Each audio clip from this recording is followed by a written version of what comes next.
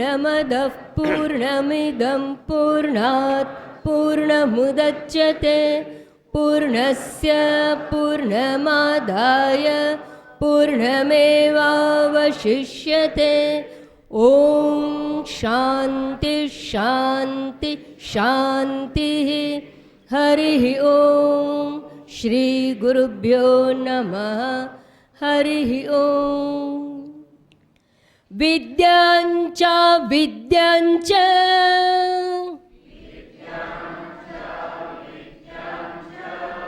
यस्तद्वेदो भयगुंसः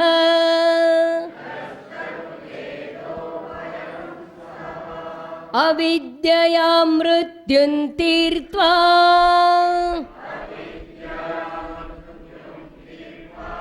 विद्ययामृतमश्नुते।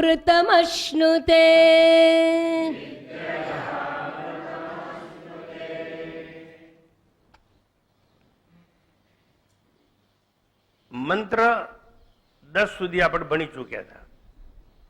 મંત્ર 11મો છે, બરોબર? ઈશાવાસ્ય ઉપનિષદ મંત્ર 11. બે શબ્દો આપણે શીખી ગયા, વિદ્યા અને અવિદ્યા. એના ટેકનિકલ અર્થ સાથે, ટેકનિકલ એટલે પારિભાષિક અર્થ સાથે. જો તમને હું ગુજરાતી કરી આલું છું, પારિભાષિક એને ટેકનિકલ કહેવાય. Each and every science has its own technical terminology. Gamma beta theta एक साइंस है, उसकी ये भाषा है.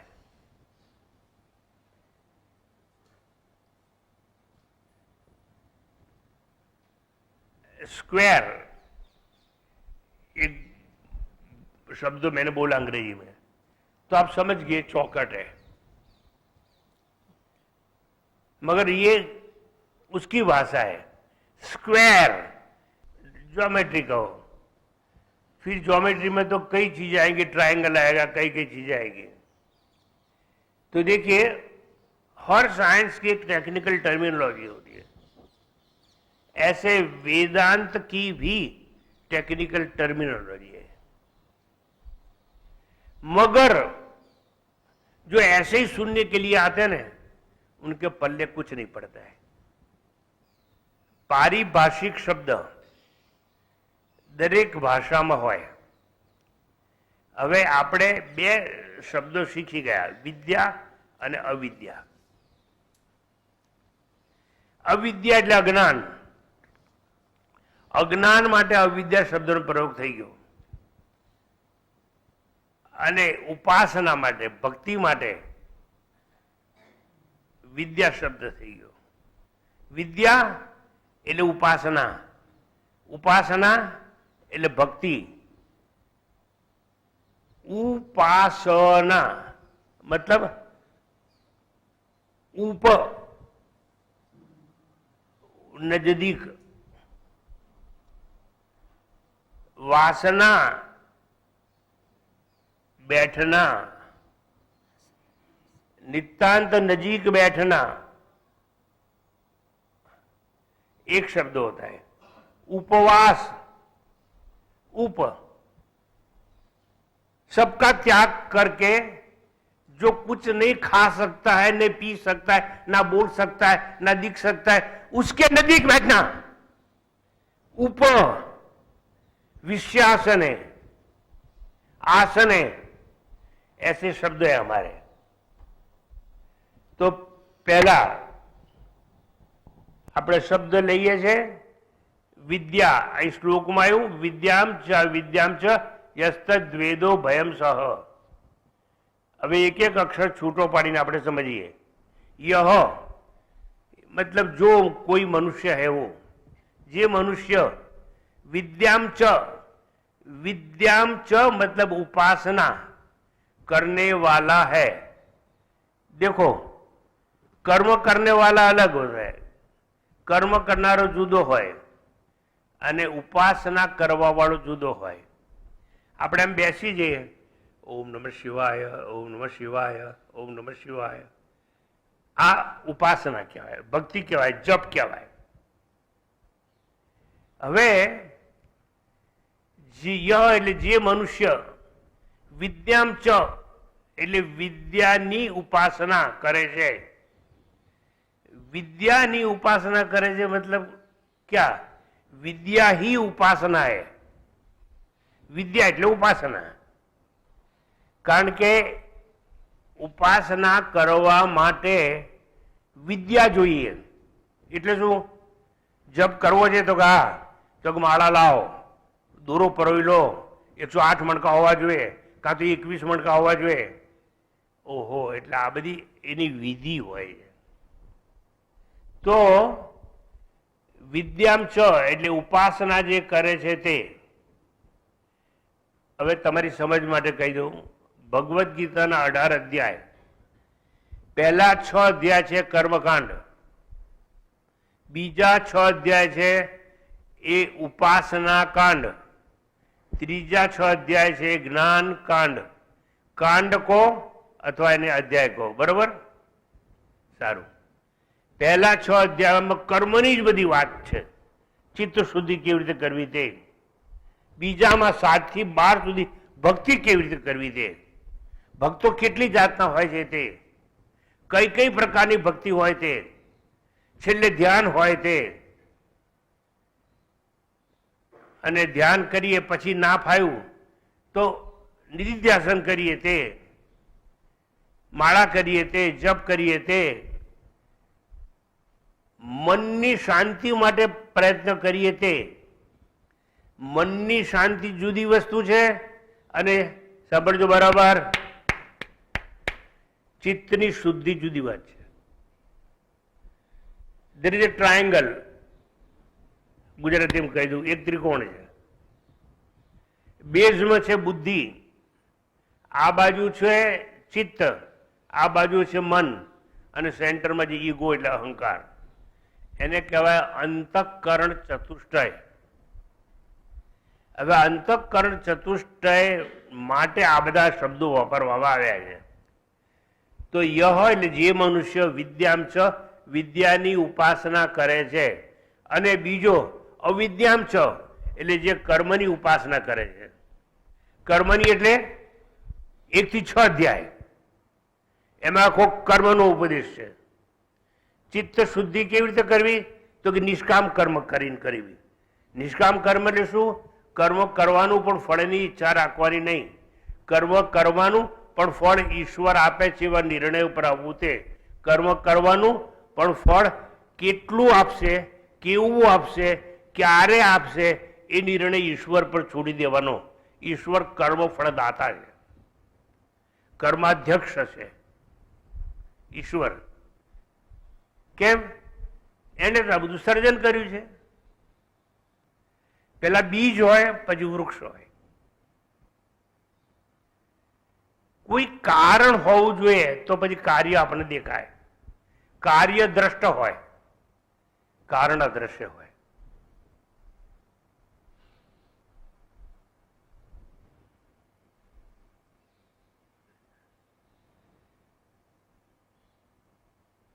ये दिखता है, देखाय છે?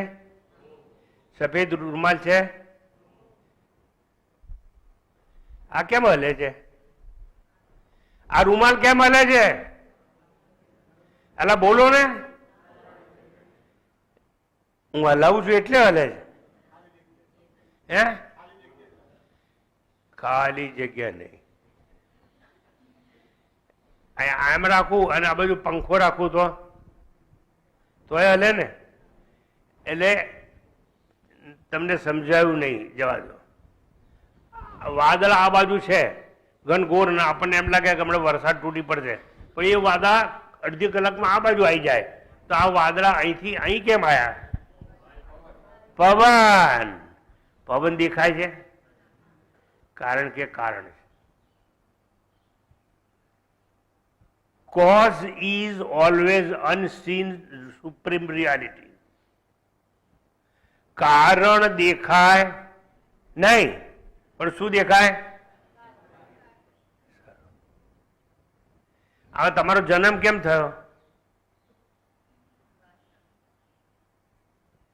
જન્મ થયા પછી તમે દેખાઓ. છોકરી છે, છોકરો છે, નાનો છે, મોટો છે, કાળો છે, ધોળો છે, બધું દેખાય. પણ જીનીસ એન્ડ ક્રોમોઝોમ એટલે શું કહેવાય ને? શુક્ર જંતુ ગુજરાતીમાં. એ જ્યારે બે ભેગા થાય અને પછી એમાંથી ધીરે ધીરે આકાર લઈ અને 9 મહિના પછી દ્રશ્ય થાય આંખે એવું કંઈક બહાર આવે. એટલે ગર્ભ દેખાય, ગર્ભની પહેલાની સ્થિતિ ના દેખાય. એટલે ડોક્ટરો એમ કહે છે કે આટલા મહિના પછી આવજો, પછી જ અમે પરીક્ષણ કરીશું. એટલે કોઝ છે ના દેખાય, પણ કારણ છે એ દેખાય. કોઝ ના દેખાય, ઇફેક્ટ દેખાય. કર્મ છે દેખાય, અને કર્મ જો દેખાય તો કર્મનું ફળ પણ દેખાય. આટલું સમજી લેજો. કર્મ કરશો તો ફળ દેખાશે. પછી લાસ્ટ ટાઈમ બહુ સુંદર વાત કરી હતી મેં કે કર્મ કરીએ તો જેવું કર્મ કરીએ એવું જ ફળ મળે આપણને. ઈશ્વર મોટામાં મોટો ન્યાયાધીશ છે, એના જેટલો સારો જજ કોઈ નથી. આપણે એમ કહીએ છીએ ને કે આ તો ભાઈ ઈશ્વરે જેવું પ્રારબ્ધ ગયું હતું એવું મારું થયું. એમ કે ભાઈ તમારે આવું કેમ થયું? તમે જન્મથી જ એમ કે દેખતા નથી, લંગડા છો ને, બોલતા નથી, બોબડા છો ને, બહેરા છો ને, આવું કેમ થયું? કેમ? તો અમને ખબર નથી. કઈ પ્રારબ્ધ હતું એ ભગવાન કર્યું એ બધું કરવું એમ. કારણ કે આપણને સમજ ના પડે એટલે આપણે જવાબ આપી દઈએ. પણ definitely there is specific reason. એનું મુખ્ય મૂળ કારણ છે કે તમારું આવું કેમ થયું. કારણ વગર કઈ બને નહીં. યહ જે મનુષ્ય વિદ્યામ ચ વિદ્યાની ઉપાસના કરે છે, ભક્તિની ઉપાસના કરે છે 7 થી 12 અધ્યાય સુધીમાં.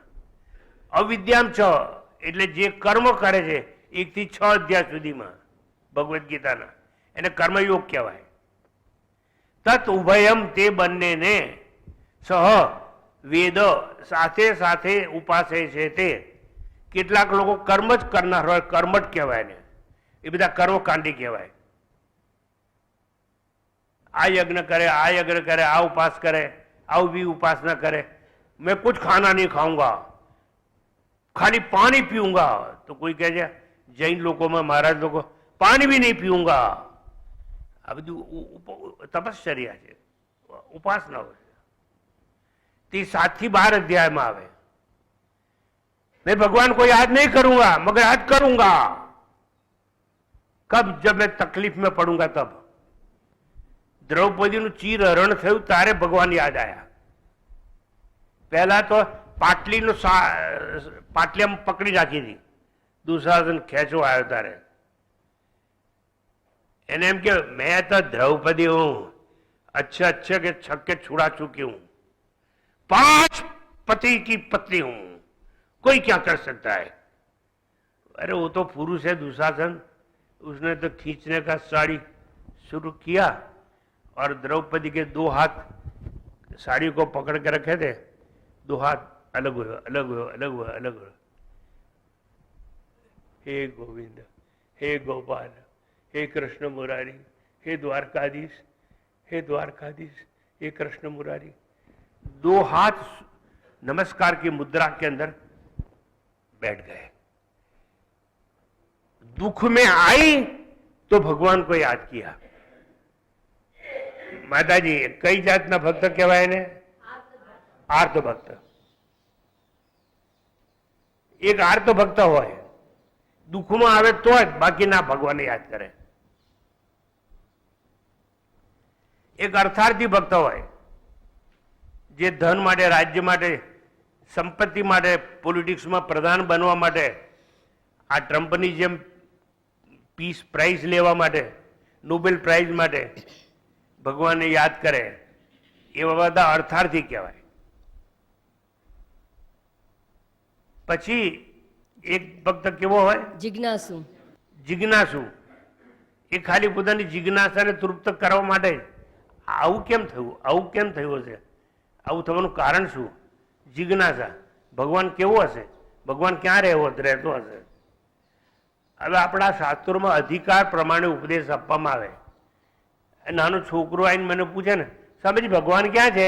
એટલે બધું અહીંયા બેટા. હા, પછી જો આ સવારે છે ને, આ ભગવાન સૂર્ય ઉગ્યા ને એને ઈશ્વર કહેવાય. હં, એ જ ભગવાન કહેવાય. હવે નાનું છોકરું આવે તેના અધિકાર પ્રમાણે એવું સમજાવવાનું. પણ તમારા જેવા બહુ હોશિયાર લોકો આવે એને શું કહેવાનું? એને એવું ના કહેવાય, એ તો માને જ નહીં. પછી એને બીજી રીતે કહેવાનું, અભિન્ન નિમિત્ત ઉપાદાન કારણ કહેવાનું. એને જુદી રીતે સમજાવાય કે કારણ હોય તો કાર્ય હોય જ. અને ઈશ્વર છે એ કર્મ ફળદાતા કહેવાય, કર્માધ્યક્ષ કહેવાય, સર્જનહાર કહેવાય. હવે ત્રીજી જાતનો આવે જો અધિકારી, તેને એવું કહેવાય ઈશ્વર કહેવાય ખરો પણ સાચો નહીં, એ ખોટો, એ માયાની ઉપાધિ વાળો છે. એને પોતે કઈ સર્જન કર્યું નથી. અને ગીતા કહે છે મયા અધ્યક્ષેણ પ્રકૃતિ સૂયતે સચરાચરમ. ઈશ્વર કહે છે મારા દ્વારા આ બધું ઉત્પન્ન થયું છે, પણ મેં નથી કર્યું, મારી માયા દ્વારા આ બધું સર્જાયું છે. આ ત્રીજો અધિકારી હતો એટલે વાત કરું છું. હું અધિકારી પ્રમાણે બધી વાતો કરું છું. હવે તમને તો કેટલાક લોકો એવા છે કે બંને વિદ્યા અવિદ્યાની બંનેની ઉપાસના કરે. તત ઉભયમ એટલે તે બંનેને સહ વેદ સાથે ઉપાસે છે. એવો અવિદ્યા એટલે કર્મથી જન્મ મૃત્યુ ચક્રને પામે છે. કર્મ મુજબ યુનિ એને મળે. એક માણસ એવો છે કે બંનેની ઉપાસના સાથે કરે, એને સમુચ્ચય કહેવાય. એ પણ સારું. કાં તો કર્મ કરો તો ચિત્ત શુદ્ધિ થાય, ઉપાસના કરો તો પણ તમને ફળ મળી શકે. બંનેનો સમુચ્ચય કરો વધારે સારું ફળ મળી શકે. પહેલા કર્મ કરવાનું. કર્મ કરવાથી શું થાય? ચિત્તનો મળ દૂર થાય. સમજે મળ એટલે શું? It's a technical word. મળ એટલે શું? અશુદ્ધિ. અશુદ્ધિ તો ગુજરાતી છે, મળ બી ગુજરાતી. રાગ દ્વેષ. હવે સાંભળજો, રાગ અને દ્વેષ છે એ મળ કહેવાય, અશુદ્ધિ. એને દૂર કરવા માટે કર્મ કરવું પડે, પણ નિષ્કામ કર્મ કરવું પડે. પણ વિક્ષેપ મિટાવવા માટે શું કરવું પડે? ઉપાસના કરવી પડે, મનના વિક્ષેપો દૂર કરવા માટે. એટલે એ પાછી વિદ્યાની ઉપાસના કહેવાય. વિદ્યાથી વિક્ષેપ દૂર થાય. કયા વિક્ષેપ? મનના વિક્ષેપ. આપણા મનની અંદર શું છે? વિક્ષેપ છે, અશાંતિ છે. મન સ્થિર રહેતું નથી, મન ચંચળ છે. ચંચલમ હિ મન કૃષ્ણ પ્રમાથી બલવત દ્રઢમ, એવું ભગવદ્ ગીતામાં આવ્યું. મન તો બહુ ચંચળ છે, પણ એમાં કર્મ કામ નહીં આવે. એમાં ઉપાસના કરવી પડે, બેસવું પડશે પદ્માસન વાળીને. આવડે તો, ના આવડે તો સહજ આસનમાં બેસો. આ યોગની વાત જે લોકોને યોગ શીખવતા ને એ લોકો સાંભળે જ ના બરાબર.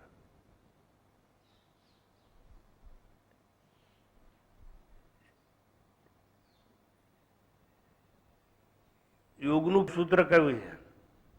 बैठने का है तो कैसे बैठने का? कैसा आसन?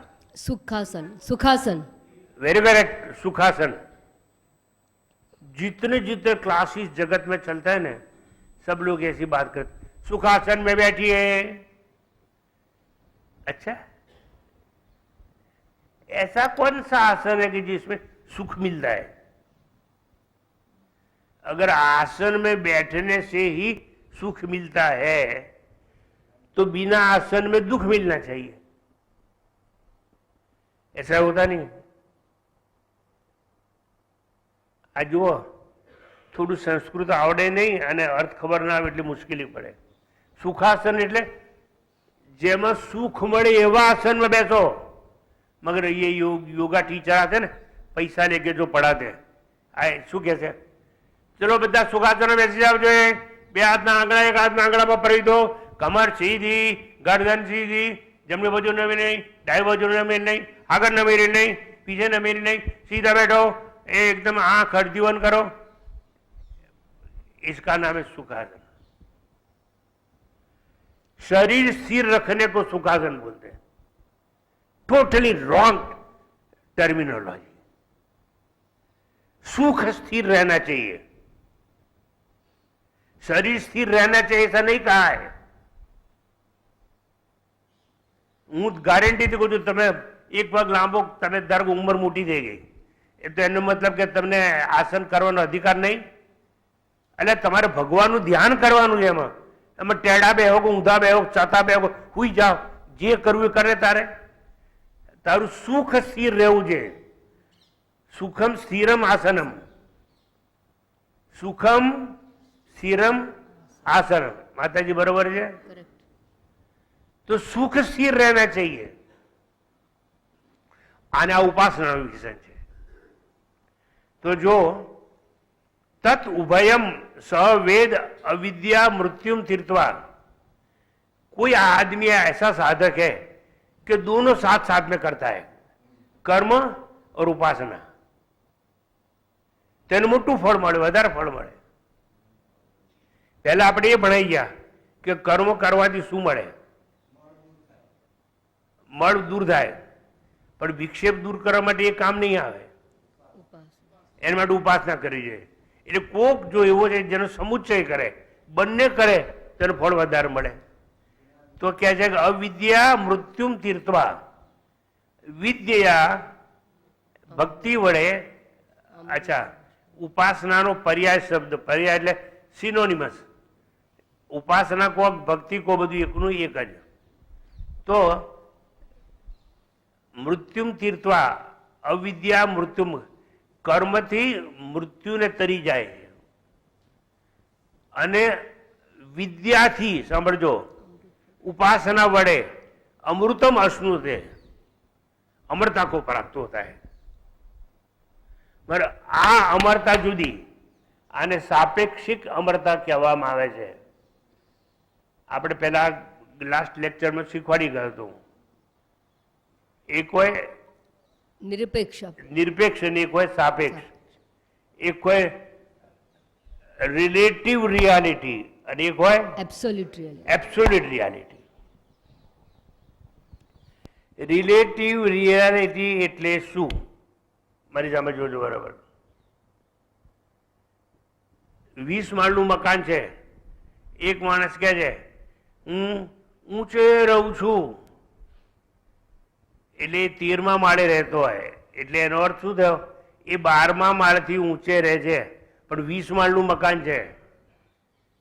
तो खरेखर तो એવું કહેવું જોઈએ, હું નીચે રહું છું પણ કોની? 20મા માળની નીચે રહું છું. That is relative. સારું,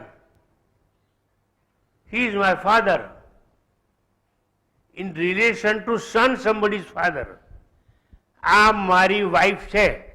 इन relation to husband she is wife. In relation to brother she is sister.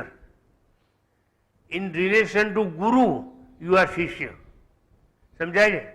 આ બધું રિલેટિવ છે. એબ્સોલ્યુટ રિયાલિટી જેને કહેવાય એ તો એક જ છે, જેમાં કોઈ ફેરફાર નહીં. નિરપેક્ષ સત્ય જેને કહેવાય એ તો આત્મા એક જ છે. હવે અમરતા શબ્દ જોડું છું. ઇમોર્ટાલિટી, ફ્રીડમ ફ્રોમ બોન્ડેજ એટલે બંધનથી મુક્તિ अथवा मोक्ष. तो जुओ हवे, विद्या अमृतम अश्नुते. विद्या एटले उपासना थी अमरता ने प्राप्त करे छे. अमरता ने प्राप्त करे छे એટલે શું? આ this is mere translation. This is free translation. હવે તમને એ બંનેનો અર્થ કહું. ટેકનિકલ મીનિંગ, ટેકનિકલ ટર્મિનોલોજી જેને કહેવાય, એ કેવી રીતે અર્થ લેવાનો છે કર્મ કરો અને કર્મથી તમને શુદ્ધિ મળે તો તમને સદગતિ મળે. એટલે તમને મળે ખરું કઈ સદગતિ મળે એટલે તમે વાંદરા કૂતરા બિલાડા એવું ના થાવ. અત્યારે તમે આ સારું કામ કરો છો, આવું નવું મનુષ્ય યોનિમાં આવું કામ કરો તો કદાચ બહુ પુણ્ય કર્મ કરો તો મનુષ્ય યોનિ મળે. પણ મનુષ્ય યોનિ મળે ને એટલે શું મળે? તમને સંસાર તો મળશે જ, પણ મૃત્યુને તમે તરી જશો. મૃત્યુને તરી જશો. કર્મનું ફળ કહું છું. મૃત્યુને તરી જશો, પણ અમરતા નહીં આવે હાથમાં. તો પણ અમરતા પણ મળે વિદ્યાથી. તો વિદ્યાથી જે અમરતા મળે એને શું કહેવાય? ઉપાસનાથી મળેલી કહેવાય. હવે બરોબર સમજવાનો પ્રયત્ન કરજો. અવિદ્યાથી એટલે કર્મથી ચિત્ત શુદ્ધિ થાય. ચિત્ત શુદ્ધિ થાય તો વાસના દૂર થાય. વાસના દૂર થાય, સાંભળજો, તો કર્મથી વાસના દૂર થાય ને વાસના નષ્ટ થઈ જાય બળીને ભસ્મ, તો મોક્ષ મળી જાય. વાસના પ્રક્ષયો મોક્ષ ઉપનિષદ કહે છે. हमारा दूसरा जन्म क्यों होता है? આપણો બીજો જન્મ કેમ થાય છે? કોઈ કોઈ વાસના રહી જાય છે માટે. હું કાયમ દાખલો આપું છું. આ પ્રવચન સાંભળતા સાંભળતા તમારી વાત તો ના થાય, મારી વાત થાય. મારે હાર્ટ એટેક આવી ગયો. હવે ઈશાવાસ્ય ઉપનિષદ ભણાવું છું. મારી અધૂરી ઈચ્છા કઈ રહી ગઈ? ઉપનિષદ ભણાવવાની. હવે મારો બીજો જન્મ થાય ને, કોઈ ડાકુ ચોર એને તો ના થાય, કોઈ પહાડમાં પથ્થરમાં કે ઝાડમાં ના થાય. કેમ કે મારી કઈ વાસના અધૂરી રહી ગઈ છે?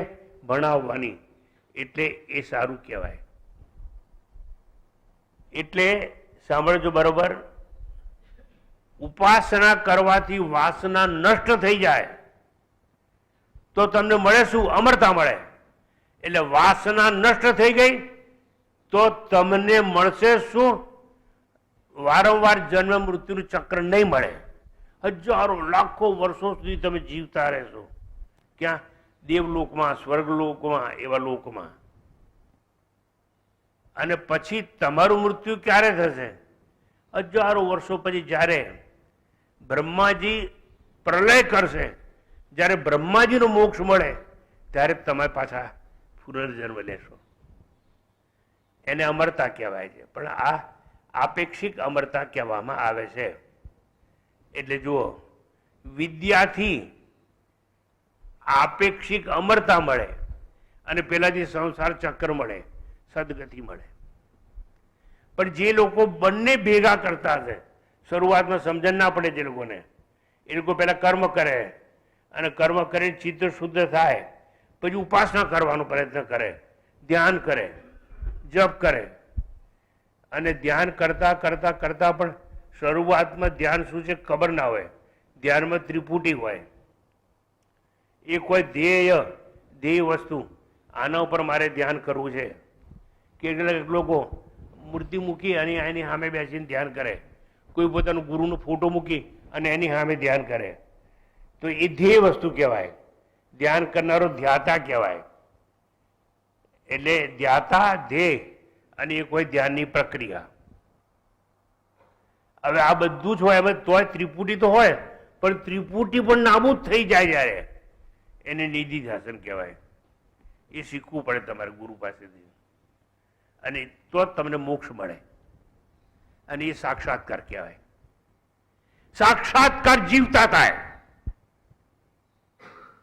પેલા બંનેમાં મૃત્યુ પછી થાય, ભવિષ્યમાં થાય. બે વસ્તુ સમજાવવાનો મેં પ્રયત્ન કર્યો, વિદ્યા અને અવિદ્યા. હવે જરા વિસ્તાર કરી દઈએ. ઉપાસનાથી દેવલોકમાં જવાય, ભક્તિ કરવાથી. અને મેં કહ્યું 4 જાતના ભક્તો હોય. એક જ્ઞાની ભક્તો હોય, એક જિજ્ઞાસુ ભક્તો હોય, એક ધન સત્તા માટે કરતા હોય એવા અર્થાર્થી હોય, અને એક દ્રૌપદી જેવા હોય. પણ સારામાં સારો મોટા મોટો ભક્ત કોણ? તો ભગવાન ગીતામાં કહ્યું છે, જ્ઞાની તું આત્મૈવ મે મતમ, જ્ઞાની મારો આત્મા છે. અને એ જ્ઞાન દ્વારા પરમાત્માની પ્રાપ્તિનો પ્રયત્ન કરતો હોય. ઉપાસનાથી થાય એ દેવલોકમાં જાય. દેવત્વને પ્રાપ્ત થવું એ જ અમરતા છે. આપેક્ષિક અમરતા કહેવાય, રિલેટિવ રિયાલિટી કહેવાય. અમરત્વ નથી. જેની ઉપાસના કરો એ ભાવ પ્રાપ્ત થાય. તમે કૃષ્ણની ઉપાસના કરતા હોય તો કૃષ્ણનો ભાવ થાય, શિવની કરો તો શિવનો ભાવ થાય. એવું દેવત્વની ભાવનાથી આ થતું હોય છે. દેવ ભાવથી મુક્તિ, દેવલોકમાં જવાય, કોઈ બ્રહ્મલોકમાં જાય, પશ્ચાત ક્રમ મુક્તિ થાય. કલ્પાંતે જ્યારે બ્રહ્માજીનો મોક્ષ થાય ત્યારે બધા જીવો પાછા પુનર્જન્મને પ્રાપ્ત થાય. ક્ષીણે પુણ્ય મર્તલોકે વિશંતિ. બહુ પુણ્ય ભેગું કર્યું, બહુ પુણ્ય ભેગું કર્યું હોય, પછી ભોગવતા ભોગવતા ભોગવતા પુણ્ય નષ્ટ થઈ જાય ને એટલે પાછા જન્મ મૃત્યુના ચક્રમાં આવો. સાહેબજી કોઈ દાખલો આપીને સમજાવાય. તમે માઉન્ટ આબુ જાઓ છો, તમારી પાસે 10,000 રૂપિયા છે, સારામાં સારી હોટલમાં રહો છો. હવે 1 દિવસ 2 દિવસ 3 દિવસ 4 દિવસ 10,000 રૂપિયા ખલાસ ના થાય ત્યાં સુધી જ રહી શકશો ને. પછી તમારે ઘેર જ્યાંથી ગયા ત્યાંથી પાછા આવવું પડશે. એવી રીતે જેટલું પુણ્ય ભેગું કર્યું હોય ત્યાં સુધી ત્યાં રહેવાય. પણ આ એક ઉપાસના એવી વસ્તુ છે, જો સારી રીતે કરી હોય તો જ્યાં સુધી પ્રલય ના થાય ત્યાં સુધી તમે ત્યાં રહી શકો. એ વિદ્યાનું ફળ છે. અવિદ્યાનું ફળ પણ કહેવામાં આવ્યું, વિદ્યાનું ફળ પણ કહેવામાં આવ્યું.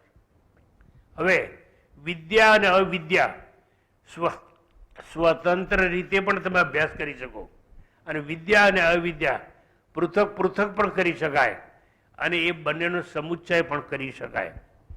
પહેલા એટલે ગીતાના 18 અધ્યાય, પહેલા 6 અધ્યાય કર્મકાંડ, એટલે કર્મ શીખવાડવામાં આવે, અને કર્મથી ચિત્તની શુદ્ધિ. પત્તો ખાધો તો સારું છે, ના તો ઉપાસના કરવાની, અને ઉપાસનાથી ફળ મળે તો સારું છે. અને જો બંનેનો સમુચ્ચય કર્યો હોય અને જ્ઞાન પ્રાપ્ત થઈ જાય તો બીડો પાર થઈ જાય, જીવતા જ મોક્ષ થાય. નાવ યોર પ્રોબ્લેમ. કોઈ માણસને મોક્ષ મળે એટલે શું? એને અમર થઈ જાય. એટલે સમજે મોક્ષ મળે એટલે જ્ઞાન થાય, જ્ઞાન થાય એટલે મરી જ જાય. ન જ્ઞાની થાય અને મરી જ જવાતું હોય તો કોઈ જ્ઞાન પ્રાપ્ત કરે જ નહીં. હું મારો જન્મ થયો ને પ્રારબ્ધ ભોગવવા માટે થયો કોઈને ઘેર. પછી મારા મા બાપ મને આંગળી પકડી અને લઈ જતા હતા. ક્યાં લઈ જતા ખબર છે? આશ્રમમાં લઈ જાય, મંદિરે લઈ જાય, તે લઈ જતા હતા. અત્યારે ચિન્મય મિશન છે અમદાવાદનું અને આખા વર્લ્ડમાં, જેની 40 બ્રાન્ચ બહાર અને 100 બ્રાન્ચો ઇન્ડિયામાં. એના જે મુખ્ય છે એના મા બાપ હોંગકોંગમાં મારા પ્રવચનમાં એ છોકરાને આંગળી પકડીને લાવતા હતા. અત્યારે એ ચિન્મય મિશનનો હેડ. શું નામ? Swarupanandji. But he use to attend my lecture in Hong Kong. એના પેરેન્ટ્સ નાનો છોકરો હતા લઈને આવતા હતા. હવે જુઓ, નાનપણથી એવા સંસ્કાર મળ્યા અને કેમ? એના પહેલા જન્મમાં કોઈ સત્કર્મ કે ઉપાસના કરી હશે, એનું ફળ મળ્યું એને. હું તમને પણ કહું છું આજે કે આ તમે જે આવો છો ને, તમારી જાતે નિર્ણય લઈને આવતા નથી. સમ અનસીન ફોર્સીસ આર ધેર. એવા પરિબળો દ્રશ્ય છે જે તમને ધક્કો મારે છે. Please go and attend lecture, go and attend lecture. જા, પ્રવચન સાંભળ. આ ગત જન્મ છે, અને ગત જન્મની અતૃપ્ત વાસનાઓ તમને લઈ આવે છે. હવે પેલી વાત ભૂલી ના જવાય. જ્ઞાન થાય એટલે મરી જાય માણસ? નહીં.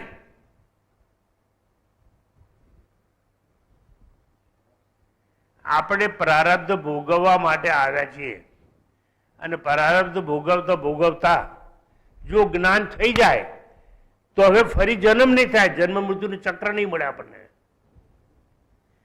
અને જીવતા જ મોક્ષ મળશે. પણ જ્ઞાન થાય મરી ના જવાય. કેમ?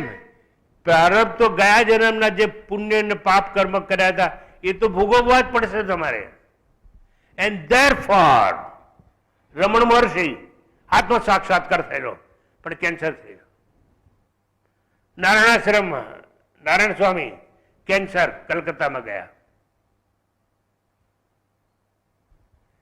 એક સુરત પાસે સંત મોટા રહેતા હતા, ડિક્શનરીમાં જેટલા રોગ હતા બધા એના હતા, જ્ઞાની. રંગવદૂત મહારાજ નારેશ્વરમાં ભગંદર હતું. આવું કેમ થાય? એ પ્રારબ્ધના લીધે થાય. પ્રારબ્ધ કોઈને છોડશે નહીં, એ તો તમારે ભોગવવું જ પડશે. સુખથી ભોગવો કે દુઃખથી ભોગવો. પણ સ્વામીજી એવું થયું ને, હું બહુ નાનો હતો ને, મારા બાપ માએ મરી ગયા, મારા કાકા કાકીએ મને ઉછેરીને મોટો કર્યો. તારા મા બાપ કેમ જતા રહ્યા? પ્રારબ્ધ પૂરું થઈ ગયું. એની જોડે ગયા જન્મનો તારો સંબંધ આટલો જ હતો, એટલે દુઃખી નહીં થવાનું. હસબન્ડ કે વાઈફમાં કોઈ એક જણ મરી જાય તો એનો એટલો સંબંધ એટલો જ હતો એટલે એવું થાય. જે મોટા મોટા મોક્ષ મળી જાય, જ્ઞાની માણસોને પણ કેન્સર ને ભગંદર ના રોગ થાય ભોગવવું પડે, એમાં દરેક જણને ભોગવવું પડે. મારે વાત કરવી છે વિદ્યા અને અવિદ્યાની. વિદ્યાનું ફળ શું હોય ને અવિદ્યાનું ફળ શું હોય? અવિદ્યા એટલે કર્મ, અને કર્મથી રાગ અને દ્વેષ દૂર થઈ શકે, ચિત્તનું મળ દૂર થાય. પણ તોય શાંતિ ના મળે, કારણ કે વિક્ષેપ છે મનમાં, મનમાં અશાંતિ છે. તો મનની અશાંતિ દૂર કરવા માટે ઉપાસના કરવી પડે. અને મનની અશાંતિ પણ દૂર થઈ જાય પછી તમે જો નિધિધ્યાસનની પ્રક્રિયા શરૂ કરો, ચાન્સીસ છે કે મોક્ષ મળી શકે આ જન્મે. પણ એટલું યાદ રાખજો, મોક્ષ જીવતા મળે છે, મર્યા પછી નહીં. નહીતર તો જો જ્ઞાન થાય ને મોક્ષ મળે ને માણસ મરી જાય તો મરવા તો કોઈ કરે જ નહીં એવું. ચાલો, તો હવે આપણે આટલી ચર્ચા કર્યા બાદ જે મુખ્ય વિષય છે એના પર આવવાના છીએ, એની પ્રસ્તાવના માત્ર કરી દઉં. દેવતા જ્ઞાન રૂપી ઉપાસના એક, દેવતાઓને ખુશ કરવા માટે યજ્ઞ યાગ કરીએ તે. આ બધા કર્મ છે ને એ દેવતાને સંબોધિત થાય. સૂર્યોપાસના, સ્વામીજી મંત્રો બોલો તો.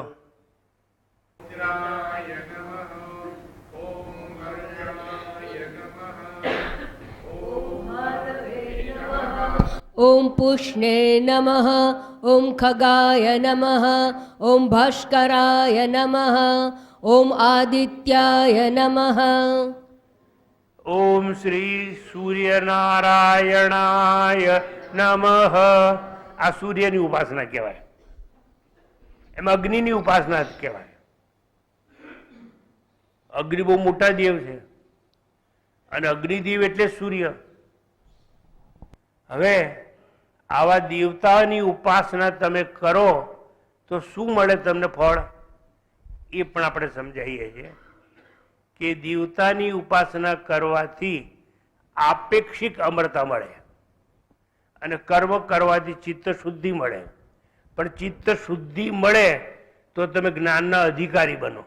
જ્ઞાનના અધિકારી બનો અને જ્ઞાન થાય તો મોક્ષ મળે. પણ એ આપેક્ષિક નહીં, સાપેક્ષિક નહીં, પણ એ છે ને જેને કહેવાય છે આપણે કાયમનો મોક્ષ મળી જાય, જન્મ મૃત્યુનું ચક્ર સમાપ્ત થઈ જાય. એટલે સમુચ્ચય કરવાનું પણ શાસ્ત્રમાં કહેલું છે. દેવતા જ્ઞાન રૂપી ઉપાસના તતો ભૂય ઇવતે તમો ય ઉ વિદ્યામ રતાહા. 9મા અધ્યાયમાં વિદ્યાની ઉપાસના કરતા કરતા આ વસ્તુ કહેવાય છે. હવે પુરુષ દ્વારા એકનું અનુષ્ઠાન પણ થાય, બંનેનું સમુચ્ચય કરીને સાથે પણ થાય. એક વસ્તુ સ્પષ્ટ આપણે થવી જોઈએ, અવિદ્યા મૃત્યુમ તીર્થવા. અવિદ્યા એટલે કર્મ, કર્મથી શું થાય? મૃત્યુમ તીર્થવા. તમે મૃત્યુને તરી જાઓ એટલે બીજો જન્મ ના મળે એવું નહીં, યોની બદલાય તમારી. યોની કઈ રીતે બદલાય?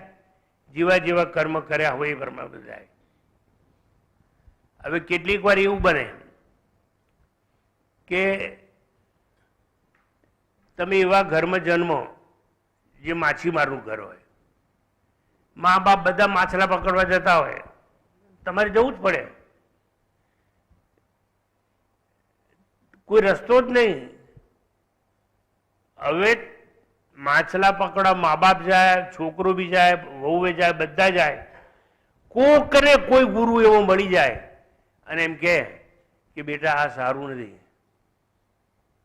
મુજરંકની મઢુલી કને લાખો મચ્છી મર્યા કરે, સૌનું કર્મ ફળ્યા કરે, તેમાં શું સાગર હો તને, એમાં શું સાગર હો તને. કેટલીક વખત એવું બને કે તમારો ધંધો જેવો હોય તો એનું ફળ પણ તમને મળ્યા કરશે. આ જન્મે જો તમે માછીમારનો ધંધો કર્યો, એક વસ્તુ કહું તો આટલી બધી માછલીઓ મારી અને અહીંયા આ રસ્તા પર જઈએ ત્યારે પેલું મંદિર આવે છે ને, અય્યપ્પા ટેમ્પલ, અય્યપ્પા મંદિર, અય્યપ્પા મંદિરની સામેની ફૂટપાથ છે ને, ત્યાં રોજ 3 બૈરીઓ બેઠી હોય, આટલો મોટો માછલાનો ઢગલો હોય અને માછલા ખડક કાપી કાપીને વેચે. એક સમય એવો હતો કે અય્યપ્પા મંદિર નહોતું, હું દિનેશભાઈના ઘેર રહેતો હતો અને હું મોર્નિંગ વોક કરવા જાઉં એટલે દિનેશભાઈ કે સામેથી ઘડિયાળ બડિયાળ અહીં મૂકીને જજો. કેમ? ત્યાં લોકો લૂંટી લેતા હતા. આ પુલ નહોતો એ વખતે હું મોર્નિંગ વોક કરવા આવતો હતો અને ત્યાં આ બાજુની આ અયપ્પા મંદિરની પાછળ ભૂવા લોકો કામ કરતા હતા. એટલે બૈરીનામાં ધૂણ આવે ખૂબ અને પછી બકરી હોય કે એને સસલાને કે મારે કરે, કૂકડાને મારે બહુ, અને કૂકડાની ગરદન મચોડી દે એમ, અને ત્યાં દેવતાને ધરાવે એવું બધું. હવે તમે આવું બધું કર્મ કરતા હો તો એનું ફળ તો મળવાનું જ તમને, અને એવું ફળ ભોગવવા માટે બીજો જન્મ લેવો પડશે. એટલે મૃત્યુમ તીર્થવા, આ વખતના મૃત્યુને તરી જાય છે પણ ફરતી પાછળ જન્મ મૃત્યુના ચક્રમાં ફસાય. જ્યારે વિદ્યાની ઉપાસના કરે એ આપેક્ષિક જેને કહેવાય એવી અમરતાને પ્રાપ્ત કરે અને પ્રલય થાય ત્યાં સુધી સ્વર્ગ રહે, એને ભોગયુની કહેવામાં આવે. યાદ રાખજો,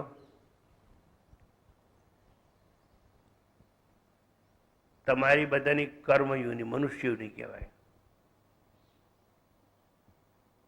પ્લસ ભોગ તો ખરી, પણ ભોગ કરવા માટે પણ તમારે કર્મ કરવું પડે, એટલે તમે કર્મયુનીમાં કહેવાઓ. હવે કર્મયુનીમાં જે જે જન્મે છે એને કર્મનું ફળ તો મળે મળે અને મળે. કેટલા પ્રમાણમાં? જીવવું જેનું જેટલું કર્મ.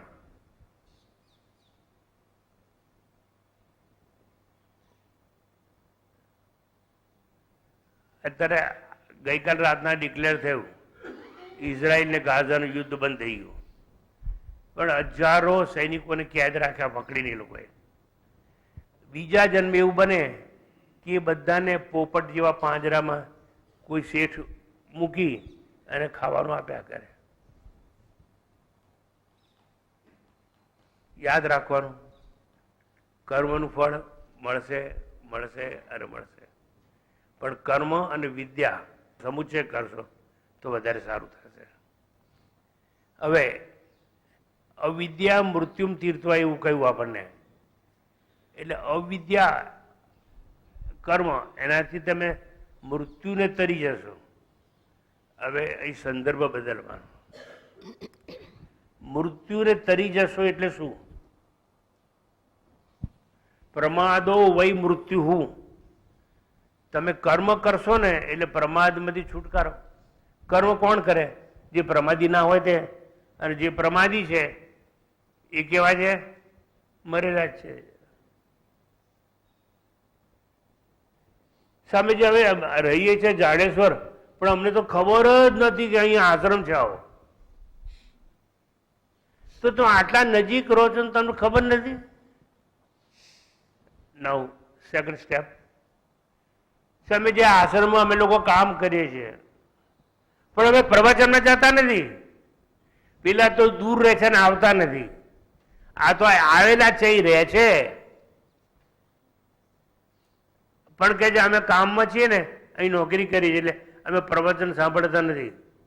ત્રીજો દાખલો, સામે જે આશ્રમમાં કૂતરો રહે છે, આ કૂતરો બહાર બેસે છે, બધું સાંભળે છે પણ સમજતો નથી.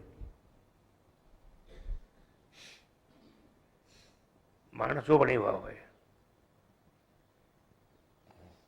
સાંભળે છે પણ ન સાંભળે જેવું. કાંઈક સાંભળે છે પણ પ્રમાદી છે, અને પ્રમાદો વય મૃત્યુ. પ્રમાદ એ જ મૃત્યુ છે. એટલે ગમે એમ કરી અને ગમે એટલી શક્તિ આપણને વિચલિત કરે તો પણ પ્રમાદ છોડી દેવાનો, અને પ્રમાદ છોડી અને આ કામ કરવું જોઈએ. છેલ્લી વાત, સમય થઈ ગયો એટલે હવે તમે જેટલા બેઠા છો ને, મોસ્ટલી ઓલ સિનિયર સિટીઝન, થોડાકને બાદ કરતા. હવે તમે સિનિયર સિટીઝન થઈ ગયા ને, હવે જો ભગવાનનું નામ નહીં લો, આ રસ્તે નહીં આવો, ક્યારે આવશો? અને હવે શું કરશો? જેટલું ભેગું કરવાનું તમે કરી લીધું, ભેગું કરવાનું કરી લીધું, ભોગવવાનું ભોગવી લીધું.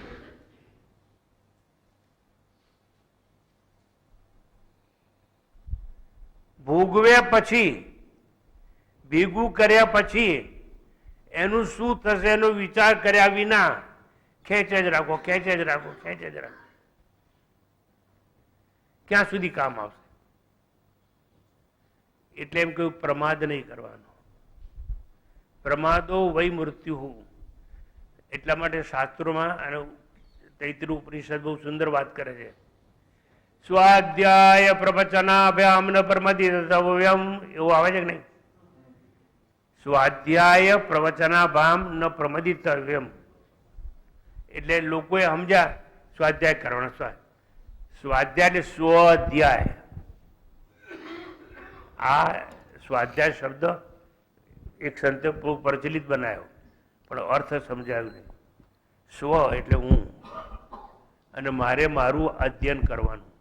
હું સત છું, હું ચિત્ત છું, હું આનંદ છું.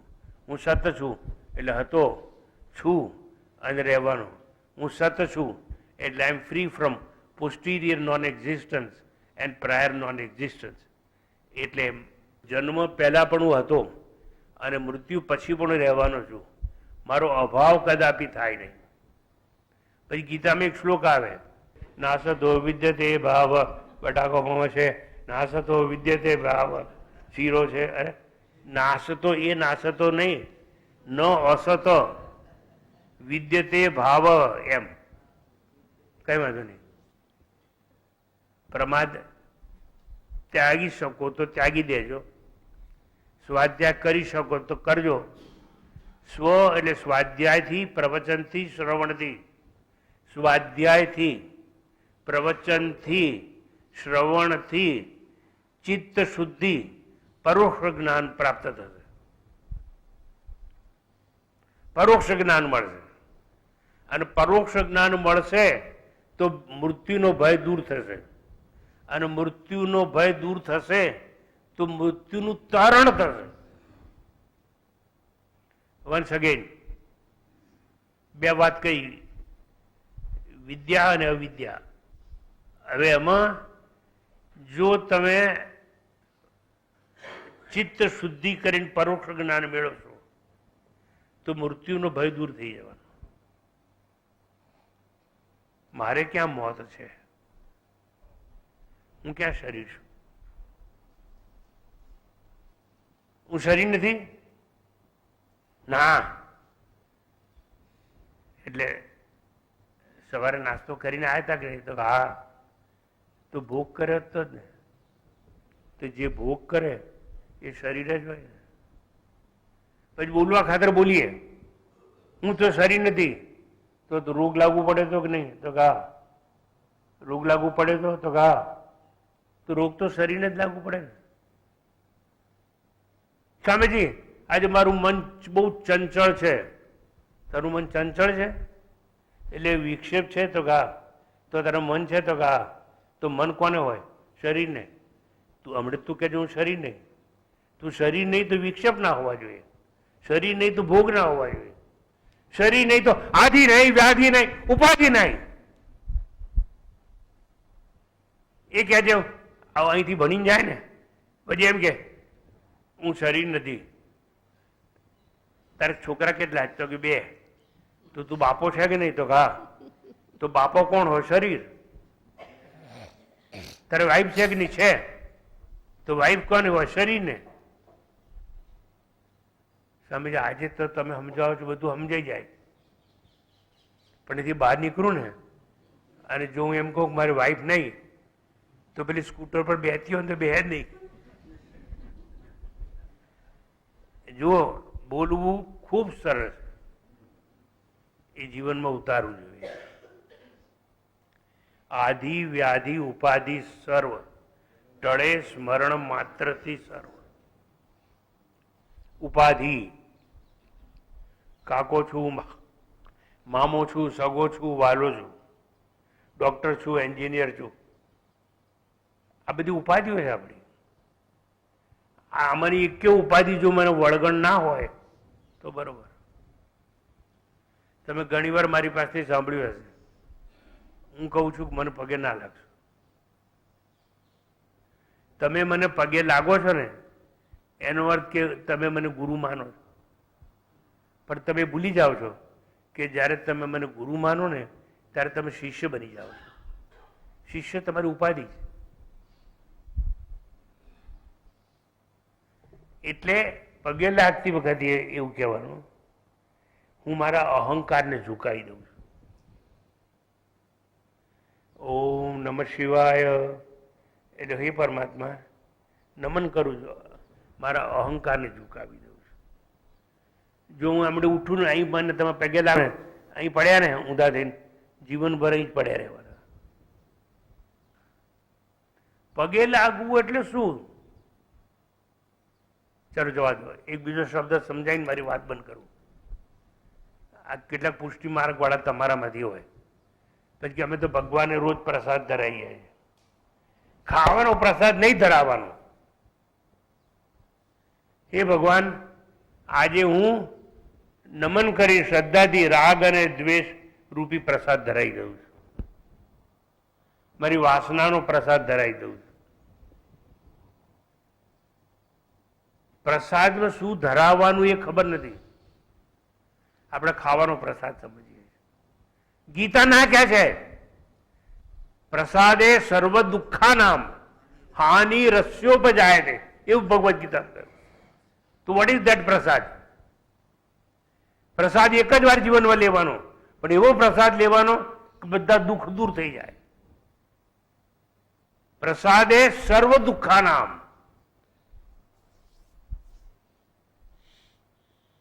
તો ચાલો વિદ્યા અને અવિદ્યા આ બંનેનો સમુચય કરી અને જીવવાનો પ્રયત્ન કરજો. એનો ભાવાનુવાદ. વિદ્યા અવિદ્યા બંનેને જાણે સાથે યથાર્થ છે. અવિદ્યાથી તરે મૃત્યુ, પામે વિદ્યાથી અમૃતમ. What a great thing. ઉપાસના કરશો તો સાપેક્ષ અમરતા મળશે, અને કર્મ કરશો તો મૃત્યુને તરી જશો. નક્કી તમારે કરવાનું, તમારે શું કરવું છે. તો હવે જ્યારે મળીશું ત્યારે આગળ વાત ચાલશે. આ જ મંત્ર ઉપર થોડી વધુ વિગત આપીશું. શાંતિ પાઠ. ઓમ પૂર્ણમદઃ પૂર્ણમિદં પૂર્ણાત પૂર્ણમુદચ્યતે પૂર્ણસ્ય પૂર્ણમાદાય પૂર્ણમેવાવશિષ્યતે. ઓમ શાંતિ શાંતિ શાંતિ.